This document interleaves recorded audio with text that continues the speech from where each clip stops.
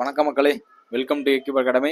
So ரொம்ப முக்கியமான ஒரு வீடியோவில் உங்களை நான் மீட் பண்ணுறேன். ரொம்ப முக்கியமான வீடியோ இது. நான் உங்கள்கிட்ட ஆல்ரெடி சொல்லியிருந்த மாதிரி வெறும் பிஐபி மட்டும், ரைட்டா? ஆல்ரெடி நம்ம கரண்ட் அஃபேர் சீரிஸ் பார்த்துட்டு இருக்கோம், எல்லாருமே பார்த்துட்டு இருப்பீங்க.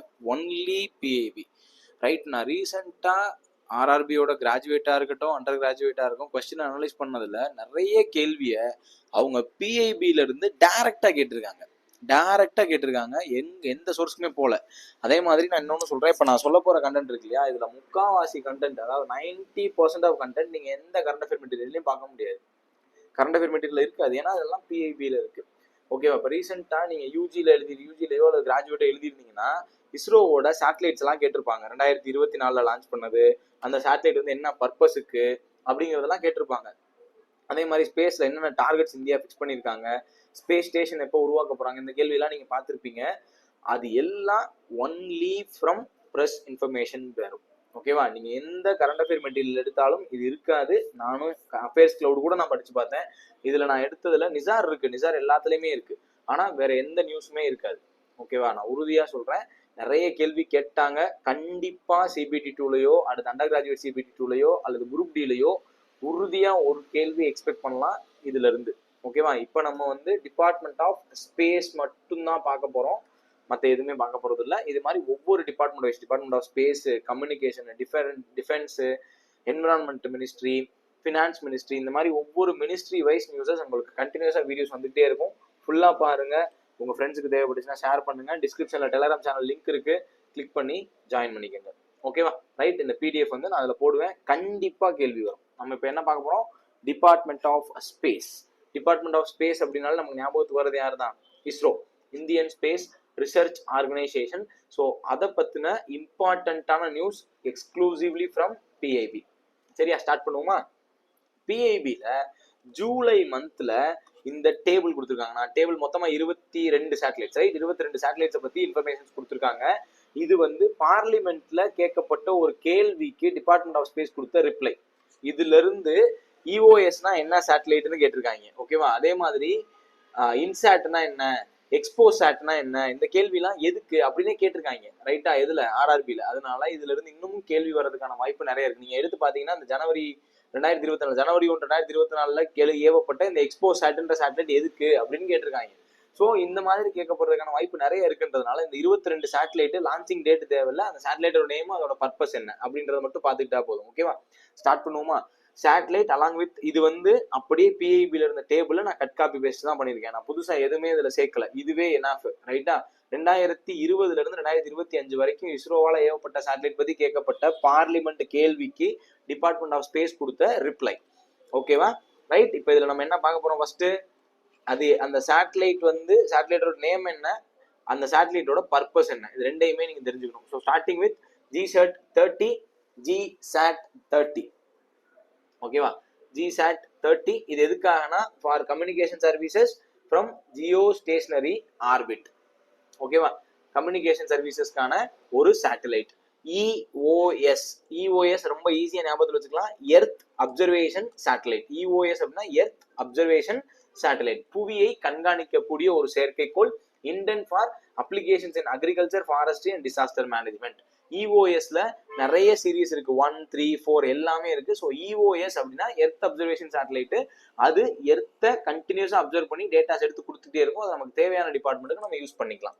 ஓகேவா? அப்ப இஓஎஸ்னா எர்த் அப்சர்வேஷன் சேட்டலைட். அடுத்து சிஎம்எஸ் கம்யூனிகேஷன் சேட்டலைட். இது என்னது? Communication satellite envisage for the services in extended C band. அதெல்லாம் தேவையில்லை. இது ஒரு கம்யூனிகேஷன் சேட்டலைட். அது என்ன பேண்ட் அதெல்லாம் தேவையில்லை. சிஎம்எஸ்னா என்னது? Communication satellite. CM for communication, S for satellite, communication satellite. Again EOS அப்படிங்கிறது எர்த் அப்சர்வேஷன் அப்படிங்கிறது நமக்கு ஆல்ரெடி தெரியும். ஸோ இஓஎஸ் 1, 3, 4 பின்னாடியும் இஓஎஸ் வரும், பார்ப்போம். இஓஎஸ் 3 அப்படிங்கிறது அகைன் எர்த் அப்சர்வேஷன் சேட்டலைட் தான். Provide real time imaging of large area region interest at frequent interval. Real time imaging of large area ஞாபகத்தில் வச்சுக்கோங்க. அப்ப இஓஎஸ் 3 அப்படிங்கிறது real time imaging of large area. EOS 4 அப்படிங்கிறது radar imaging satellite to provide high quality images under all weather conditions. Right? ஓகேவா? High quality images in all weather conditions. அது புயலோ மழையோ ஏதோ ஒரு என்ன மாதிரியான கண்டிஷனா இருந்தாலும் அதுலயும் ஹை குவாலிட்டி இமேஜஸை கொடுக்கறதுக்காக, ரைட்? அப்ப எர்த் அப்சர்வேஷன் சேட்டலைட் எல்லாமே இமேஜ் தான் கொடுக்க போகுது. EOS 1 அப்படிங்கிறது பேசிக்கானது. EOS 3 அப்படிங்கிறது என்னது? Real time imaging of large area. EOS 4 அப்படிங்கிறது high quality images in all weather conditions. ஓகேவா? 5 பார்த்துருக்கோம். அடுத்தது INSAT 2D, INS 2D.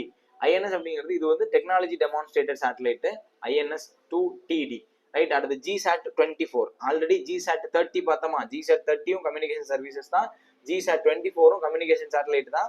Meeting DTH application needs. ஓகேவா? ரைட்? இந்த GSAT 24 வந்து DTH அப்ளிகேஷன் எடுக்க அனுப்பப்பட்டது. First demand driven mission of New Space India Limited. இது ரொம்ப முக்கியமான நியூ ஸ்பேஸ் இந்தியா லிமிடெடுக்காக ஏவப்பட்ட முதல் சேட்டலைட் GSAT 24 2022. ஓகேவா? அடுத்து EOS 2. EOSனா ஆல்ரெடி எர்த் அப்சர்வேஷன் சேட்டலைட் சொல்லியாச்சு. இது வந்து infrared band with high spatial resolution, right? High resolution imaging, அவ்வளவுதான். ஓகேவா?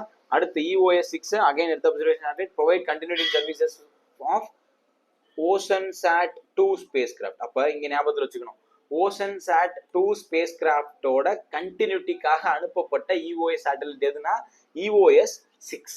EOS 6 அப்படிங்கிறது OceanSat 2 அப்படிங்கிற ஸ்பேஸ் கிராஃப்டோட continuity services with OceanSat 2 spacecraft. ஓகேவா? INS 2B nano satellite. INS 2B அப்படிங்கிறது ஒரு nano satellite jointly developed by India and Bhutan. கேட்பாங்க, இதைத்தான் கேட்பாங்க. INS 2B அப்படிங்கிற நானோ சேட்டலைட்டை யார் யாரு சேர்ந்து தயாரிச்சா? இந்தியாவும் எந்த நாடும் சேர்ந்து தயாரிச்சிச்சு? இதுதான் கேள்வி. அவங்க இங்க இருந்து தான் எடுக்கிறாங்க. ஸோ இது கேட்கறதுக்கான வாய்ப்பு நிறைய இருக்கு. இந்தியாவும் பூட்டானும் சேர்ந்து தயாரிச்ச ஒரு நானோ சேட்டலைட் தான் INS 2B. ஸோ அடுத்த 5 நியூஸ் பார்த்துட்டோம். ஓகேவா? அடுத்து EOS 7 again earth observation satellite. இது டெக்னாலஜி டெமான்ஸ்ட்ரேஷன் மிஷன், ரைட்? எந்த அளவுக்கு தேவையில்லை, ரொம்ப டீப்பா போறதை மட்டும் தான் நம்ம பார்க்கணும். NVS 1. ஸோ NVS 1 அப்படிங்கிறது இந்தியாவினுடைய நேவிக், NAVIC அப்படிங்கிற ஒரு முக்கியமான மிஷனுக்கான சேட்டலைட் தான் NVS 1. First of second generation satellite envisaged for navigation with Indian constellation, right? அதாவது இப்ப GPS அப்படின்னு நம்ம யூஸ் பண்றோமா? GPS அப்படிங்கிறது இந்தியாவோடது கிடையாது, உங்களுக்கு தெரியும் இல்லையா? அப்ப இந்தியாவுக்கு, அது அமெரிக்காவோடது. அப்ப இந்தியாவுக்குன்னு ஒரு மேப்பிங் சிஸ்டம் வேணும், இந்தியாவுக்கு GPS மாதிரி ஒன்று இந்தியாவுக்கு வேணும் அப்படிங்கிறது தான் இந்த நாவிக்கோட பர்பஸ். அந்த நாவிக்காக ஏவப்பட்ட second generation satellite, first second generation satellite வந்து NVS 01. அடுத்து சந்திராயன் 3, டேட்டா ஞாபகம் வச்சுக்கோங்க, ஜூலை 14, 2023 சந்திராயன் 3. இது சந்திராயன் 2வை தொடர்ந்து ஏவப்பட்ட முக்கியமான மிஷன். இது எங்க? Landing and roving over lunar space. மூன்ல வந்து லேண்ட் ஆகி ரோவர் ஆகணும், அதாவது சுத்தி வரணும் அப்படிங்கிற கணக்குல ஏவப்பட்டது தான் இந்த சந்திராயன் 3, ஜூலை 14, 2023. அடுத்து Aditya L1, September 2, 2023. Aditya L1 satellite dedicated to comprehensive study of sun. சூரியனை பற்றி ஆய்வு செய்வதற்காக அனுப்பப்பட்ட செயற்கைக்கோள் தான் ஆதித்யா L1. அடுத்து எக்ஸ்போசாட் அப்படிங்கிறது first dedicated polarimetry mission to study various dynamics of bright astronomical x-ray resources. அதாவது அஸ்ட்ரானாமிக்கல் சோர்சஸ்னா விண்வெளியிலிருந்து வெளிவரக்கூடிய எக்ஸ் கதிர்களை ஆய்வு செய்வதற்காக அனுப்பப்பட்டது தான் இந்த எக்ஸ்போசாட். ஸோ எக்ஸ்ரேக்காக அனுப்பப்பட்டது தான் எக்ஸ்போசாட். அடுத்து INSAT 3DS. ஓகேவா? INSAT 3DS இது monitoring of land and ocean surfaces for weather forecasting and disaster warning. ஓகேவா? பருவநிலையை கண்காணிக்கிறதுக்கும் பேரிடர்களை அறிவதற்கும் முன்கூட்டி அறிவதற்குமான ஒரு சேட்டலைட் தான் INSAT 3DS. ஓகேவா? Weather forecasting and disaster warning, இதை மட்டும் ஞாபகம் வச்சுங்க, ரொம்ப ரொம்ப இம்பார்ட்டன்ட். ஓகேவா? அடுத்த நியூஸ் EOS 08. EOSல 9 வரைக்கும் நம்ம வந்துட்டோம். இது வந்து as of ஜூலை, ரைட்டா? அதனால இதுக்கப்புறம் எந்த டேட்டாவும் இல்லை. ஸோ ஜூலை வரைக்கும் நம்ம EOSல 9 சேட்டலைட் அனுப்பிட்டோம். ஓகேவா? இப்போ EOS 8 அப்படிங்கிறதும் ஒரு டெமான்ஸ்ட்ரேஷன் தான். EOS 9 அப்படிங்கிறது provide continuous and reliability remote sensing data, ரைட்டா? என்ன டேட்டா? ரிமோட் சென்சிங் டேட்டாக்காக அனுப்பப்பட்டது தான் EOS 09. Remote sensing data for operational applications across various sector. Remote sensing data கொடுக்கறதுக்காக அனுப்பப்பட்ட சேட்டலைட் அது EOS 09. ரிமோட் சென்சிங் டேட்டாக்காக அனுப்பப்பட்டது. EOS 08 அப்படிங்கிறது ஒரு டெமான்ஸ்ட்ரேஷன் சேட்டலைட் தான். GSAT N2. GSATல 3வது சேட்டலைட் பார்க்குறோம். 30 பார்த்தோம், 24 பார்த்தோம், இப்போ N2 பார்க்குறோம். இது ஒரு communication satellite to provide broadband and இன்ஃபிளைட் connectivity needs across India. ஓகேவா? இது எதுக்காக? Broadband and இன்ஃபிளைட் connectivity. ஓகேவா? ஃபிளைட்டுக்குள்ள நெட்வொர்க் கிடைக்கிறதுக்கோ அல்லது பிராட்பேண்ட் கிடைக்கிறதுக்கோ தேவையான ஒரு சர்வீஸை ப்ரொவைட் பண்றதுக்காக அனுப்பப்பட்ட கம்யூனிகேஷன் சேட்டலைட் தான் GSAT N2. ஓகேவா. அடுத்து ஸ்பேடெக்ஸ் ஏ, ஸ்பேடெக்ஸ் பி ரெண்டுமே ஒரே நாள் அனுப்பப்பட்டது. ஸ்பேடெக்ஸ் ஏ, ஸ்பேடெக்ஸ் பி அப்படிங்கிறது எதுக்காகனா நம்ம முன்னாடியே இது கரண்ட் அஃபேர் நியூஸ்ல பார்த்திருக்கோம். டாக்கிங்காக, இன் ஸ்பேஸ் டாக்கிங், அதாவது 2 செயற்கைக்கோளை சேர்க்கிறது பிரிக்கிறது, அல்லது 2 ராக்கெட்ஸை சேர்க்கிறது பிரிக்கிறது. எதுக்காக அப்படின்னா இந்தியா வந்து இன்டர்நேஷனல் ஸ்பேஸ் ஸ்டேஷனுக்கு போகணும் அப்படிங்கிற பிளான்ல இருக்காங்க. ஓகே, ஸ்பேஸ் ஸ்டேஷனுக்கு போகணுன்றாங்க. அப்ப ஸ்பேஸ் ஸ்டேஷன் இப்படி இருக்கு அப்படின்னா நம்ம போற ராக்கெட் வந்து இதோட போய் இப்படி அட்டாச் ஆகணும், ரைட்? அதுக்கு பேர் தான் என்னது, டாக்கிங். அதே மாதிரி திரும்ப வர்றதுக்கு அது என்ன ஆகணும், டிடாக் ஆகணும். அப்ப ரெண்டையுமே டெமான்ஸ்ட்ரேட் பண்ணி பாக்குறதுக்காக தான் இந்த ஸ்பேடெக்ஸ் ஏ, ஸ்பேடெக்ஸ் பி டிசம்பர் 30, 2024 அவங்க செயல்படுத்தி இருக்காங்க. ஸோ இது 2 சின்ன ஸ்பேஸ் கிராஃப்டை இன் ஸ்பேஸ்ல டாக் பண்ணி பார்த்துருக்காங்க, இணைச்சு பிரிச்சு பார்த்துருக்காங்க. ஓகேவா. அடுத்து NVS-02. NVS அப்படிங்கிறது நேவிக்கான செகண்ட் சேட்டலைட். நம்ம NVS-01 பார்த்தோம்ல, NVS-01 பார்த்தோமா, இது வந்து first of second generation satellite. இது NVS-02 அப்படிங்கிறது செகண்ட் ஜெனரேஷன் செகண்ட் சேட்டலைட். ஓகேவா. நேவிக்னா ஆல்ரெடி சொல்லிட்டேன், ஜிபிஎஸோட இந்தியன் வெர்ஷன்னா நேவிக். ஓகேவா. அப்ப நம்ம மொத்தமா 22 சேட்டலைட்ஸ் பார்த்துருக்கோம். டைரக்டா கேள்வி கேட்டுட்டே இருக்காங்க, கண்டிப்பா இதை பார்த்து வச்சுக்கோங்க. Only from PIB. ஓகேவா. இது எந்த மெட்டீரியல்லையுமே இருக்காது. நியூஸ் ஆனது ஜூலைல, ஆனா எந்த மெட்டீரியலுமே கொடுக்கல. ஏன்னா ஜூலையோட மெட்டீரியல் நான் அஃபேர்ஸ் கிளவுட் பார்த்துட்டு இருக்கும்போது கூட என் கண்ணில் படலை. ஒரு சில நியூஸ் இருந்திருக்கும், ஒரு சில நியூஸ் கண்டிப்பா இல்லை. ஸோ ஜிசாட்னா என்ன, இஓஎஸ்னா என்ன, சிஎம்எஸ்னா என்ன, இஓஎஸ்ல எத்தனை வரைக்கும் நம்ம லான்ச் பண்ணியிருக்கோம், கடைசியா லான்ச் பண்ணது EOS-9, இது ரிமோட் சென்சிங் டேட்டாக்காக. அதே மாதிரி ஜிசாட் N2 இன்ஃபிளைட் கம்யூனிகேஷனுக்காக, ஸ்பேடெக்ஸ் அப்படிங்கிறது டாக்கிங்காக. கண்டிப்பா மறந்துடாதீங்க. நான் எங்கெங்கெல்லாம் டேட்டு படிக்கணும்னு சொன்னோம் அங்கெல்லாம் ரொம்ப பழசுக்கெல்லாம் டேட்டு படிக்க வேணாம். இப்போ இந்த ஸ்பேடெக்ஸுக்கு, சந்திராயன் 3K, ஆதித்யா 11க்குலாம் டேட்டை படிச்சு வச்சுக்காங்க. கண்டிப்பா டேட்டு கேட்கறதுக்கான வாய்ப்பு இருக்கு. அதோட அப்ஜெக்டிவ் என்னன்றதை மெயினா தெரிஞ்சு படிங்க. ஓகேவா. ரைட். நான் திரும்பவும் சொல்றேன், இந்த நியூஸ் வந்து வெறுமனையா கடந்து போறதுக்கான நியூஸ் இல்ல, ரொம்ப ரொம்ப முக்கியமான நியூஸ். சரியா. ரைட். அடுத்து புவன் பஞ்சாயத் அப்படிங்கிற ஒரு மிஷனை இஸ்ரோவோட சேர்ந்து லான்ச் பண்ணியிருக்காங்க. ரைட். இது என்னென்ன லான்ச் பண்ணியிருக்காங்க அப்படின்னா, இது வந்து ஜியோ போர்ட்டல்ஸ், அதாவது பூமியை பத்தின அல்லது ஒரு நிலப்பரப்பு பத்தின தகவல்களை கொடுக்கக்கூடிய ஒரு போர்ட்டல் தான் புவன் பஞ்சாயத் போர்ட்டல். இது வந்து ரூரல் லேண்ட் ரெக்கார்டுக்காக, ஒரு கிராமத்தினுடைய நிலப்பரப்பு எப்படி இருக்கு, எங்கெங்க என்னென்ன நிலங்கள் இருக்கு அப்படிங்கிறத தெரிஞ்சுக்கிறதுக்காக உருவாக்கப்பட்டது தான் புவன் பஞ்சாயத் போர்ட்டல். இது ஃபார் ரூரல் லேண்ட் ரெக்கார்டு. இதை யார் உருவாக்குறாங்கன்னா இந்தியன் ஸ்பேஸ் ரிசர்ச் ஆர்கனைசேஷனான இஸ்ரோ. ரைட். இஸ்ரோ தான் உருவாக்குறாங்க. இது மூலமா நம்ம என்ன பண்ணலாம் அப்படின்னா, அந்த லேண்டோட ஹை ரெசல்யூஷன் சேட்டலைட் இமேஜை எடுத்துக்கலாம். இப்போ ஒரு கிராமம் இருக்கு அப்படின்னா அந்த கிராமத்தினுடைய ஹை டெஃபினிஷன் இமேஜஸ், ரைட்டா, 1:10K ரெசல்யூஷன், அந்த ஸ்கேல்ல நமக்கு ஹை ரெசல்யூஷன் சேட்டலைட் இமேஜஸ் கிடைக்கும். Right. Different locations of across the country, நாடு முழுக்க. புவன் பஞ்சாயத் அப்படிங்கிறது நிலத்தை அல்லது அந்த கிராமத்தினுடைய நிலப்பரப்பை போட்டோ எடுத்து அதுல இருக்கக்கூடிய டீடைல்ஸை தெரிஞ்சுக்கிறதுக்கான ஒரு போர்ட்டல் தான் புவன் பஞ்சாயத். யார் லான்ச் பண்ணி வச்சிருக்காங்கன்னா ஜிதேந்திர சிங், அவர் தான் லான்ச் பண்ணி வச்சிருக்காரு, union minister. Right. So next news போமா. அடுத்து ஸ்பேஸ் டார்கெட்ஸ், ரொம்ப ரொம்ப ரொம்ப முக்கியமானது. Space targets. Vayumitra humanoid mission 2026. Vayumitra humanoid மிஷன்னா ஒன்றும் கிடையாது, ககன்யான், அதாவது விண்வெளிக்கு மனிதனை அனுப்பும் திட்டம். இந்தியரை அனுப்புற விண்வெளிக்கு மனிதனை அனுப்பும் திட்டம் தான் இந்த வாயுமித்ரா ஹியூமனாய்டு மிஷன். 2026 அனுப்ப போறோம் அப்படின்னு சொல்லியிருக்காங்க. ஸோ அதே மாதிரி ஒரே ஒரு நிமிஷம் வெயிட் பண்ணுங்களேன்.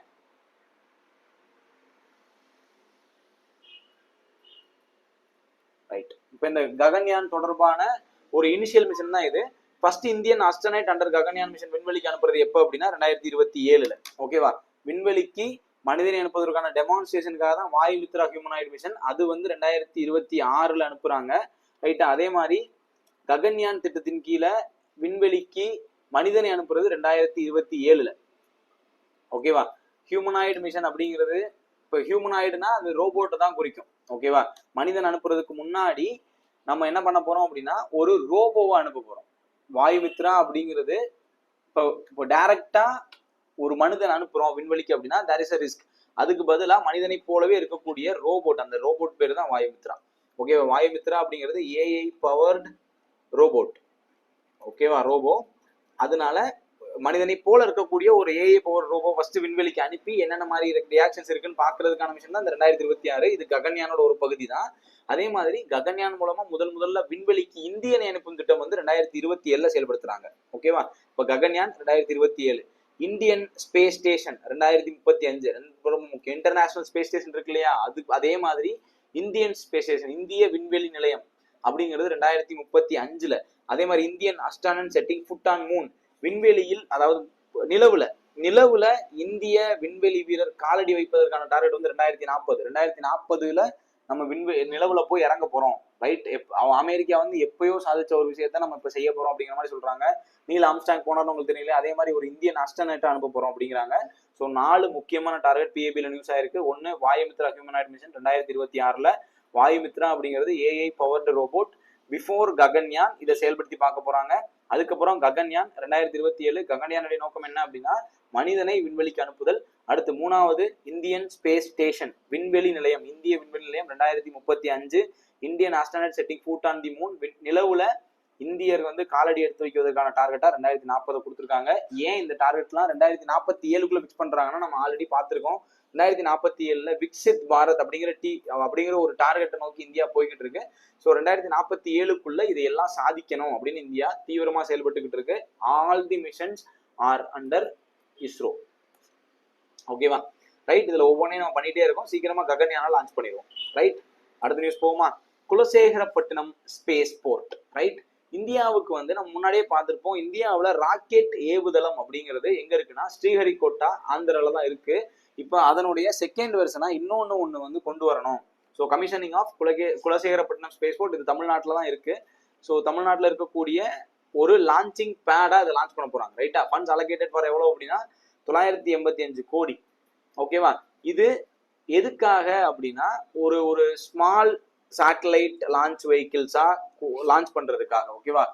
ஒரு சின்ன பேலோட, ரொம்ப ஹெவியான பேலோடா இல்லாம சின்ன பேலோடா இருக்கக்கூடிய சேட்டலைட்டை லான்ச் பண்றதுக்கான லான்ச்சிங் பேடா குலசேகரப்பட்டினத்துல ஒன்று கிரியேட் பண்றாங்க. ஓகேவா? ஏன் நம்ம தமிழ்நாடு, ஆந்திரா இந்த மாதிரி சவுத் ரீஜன்ஸ்ல பண்றாங்கன்னா, நீங்க நார்த்ல இருந்து பண்றத விட சவுத்ல இருந்து நீங்க ஸ்பேஸ் அட்டைன் பண்றது வந்து ஈஸியா ரீச் பண்ண முடியும். ஏன்னா பூமி வந்து ஸ்பியர் அப்படிங்கிறதுனால. ரைட். நீங்க சவுத்ல இருந்து லான்ச் பண்றது ஈஸி. அதனால லான்ச்சிங் பேட் எல்லாம் அவங்க சவுத்ல பாத்துட்டு இருக்காங்க. இஸ்ரோவோட மோஸ்ட் ஆஃப் தி ஆபீசஸ் அல்லது அவங்களுடைய ஒர்க்கிங்கே வந்து சவுத்ல தான் இருக்கும். ஏன்னா இங்க இருந்து தான் நீங்க ஸ்பேஸ் ரீச் பண்றது ஈஸி. நார்த்துக்கு போயிட்டீங்கன்னா அது கொஞ்சம் கஷ்டமாயிரும். ஸோ அதனாலதான் அவங்க சவுத்ல பிளான் பண்றாங்க. குலசேகரப்பட்டினம் தமிழ்நாட்டில் இஸ்ரோவினுடைய செகண்ட் லான்ச்சிங் பேட் லான்ச் பண்ண போறாங்க ஃப்ரம் 26-27. ஓகேவா? ஸ்மால் சேட்டலைட் லான்ச் வெஹிக்கிள்ஸை லான்ச் பண்றதுக்கான ஒரு லான்ச்சிங் பேடா குலசேகரப்பட்டினம் இருக்க போது, ஞாபகத்தில் வச்சுக்கோங்க. ரைட். அடுத்து இன்டர்நேஷனல் கான்ஃபரன்ஸ் ஆன் ஸ்பேஸ் 2025.